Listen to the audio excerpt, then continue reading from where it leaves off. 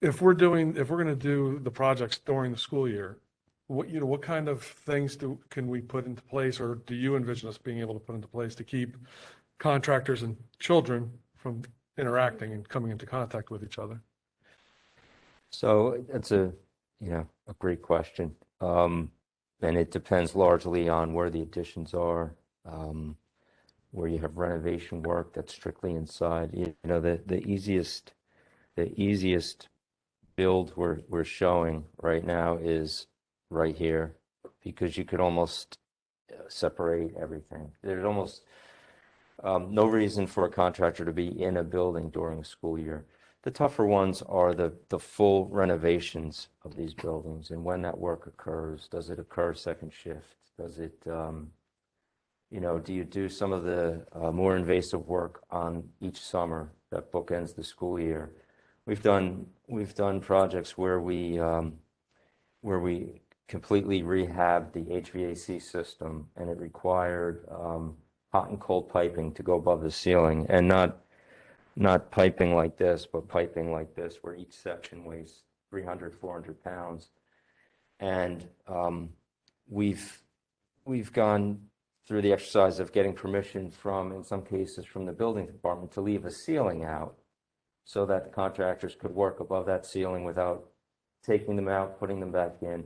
So they'll take the ceiling out, work above the ceiling during the whole school year, have all the life safety devices and light fixtures in place. And it just makes that process so much more easier and fluid. But it's those kinds of things that we really try to incorporate into the work and into the planning. Separating students and contractors, again, it's, we're finishing up a large referendum project up north right now that is largely HVAC work, window replacements, roofing, and contractors everywhere. But and we're actually doing the construction management on that work, and it's just a lot of protocol where you have separate entrances, separate sign-in areas. We had to designate lockdown areas just for the contractors in the event they're working in a space and there's a lockdown. They have to be in a place also. So all of that planning, it really has to be carefully orchestrated. And I've gotten to know all the business administrators way too well because of that planning. The principals of the schools, the people who are really running and operating the schools, and the superintendent. And it's, that becomes the project. We know how to build these. We know how to plan for them. We know how to design them. But those logistics are really, they take a lot of time, a lot of thought, and a lot of planning. And talking about things that I may not know. As long as I've been kind of working in schools and dealing with this, I hear something new every day.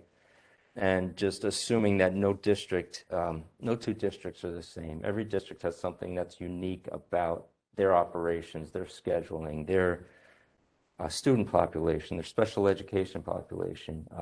The toughest districts are the ones that have loads and loads and loads of after-school programs. It's so difficult. And I mean programs that run till 9 at night. The contractors have to work from 9 to 3 in the morning, and they do it.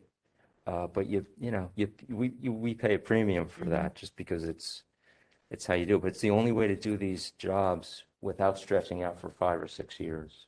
The other thing we rely heavily upon, depending on who does construction management, typically good construction managers, they're excellent planners as it relates to temporary protection, separating construction, carefully separating construction from pedestrian zones, vehicular circulation, construction equipment, staging, storage, deliveries. It's, all very complicated, but, creating that separation, again, all doable, but it just requires a lot of careful planning. Yeah. And we have a great security team. I know they'll coordinate and everything, but I was just